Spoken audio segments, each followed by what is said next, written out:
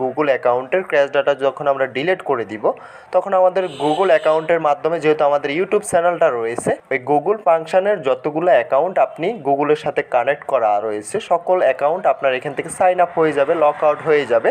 তো জাস্ট আপনার এখানে করণীয় হচ্ছে আপনার গুগলের সাথে আবারও আপনার ইউটিউব চ্যানেলটা কানেক্ট করা। এটা যেহেতু আমরা ক্র্যাশ ডাটা ডিলিট করার কারণে আমাদের অ্যাকাউন্টটা চলে গিয়েছে, এটা তারা আমাদের এখান থেকে রিমুভ করে দিয়েছে।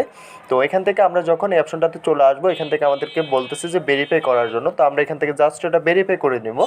ভেরিফাই করার জন্য এখান থেকে আমরা জাস্ট নিচের যে নেক্সট অপশনটা রয়েছে, নেক্সট অপশনে ক্লিক করে দিব। নেক্সট অপশনে ক্লিক করে দেওয়ার পরবর্তীতে উপরে আপনার জিমেলটা শো করবে, ঠিক আছে?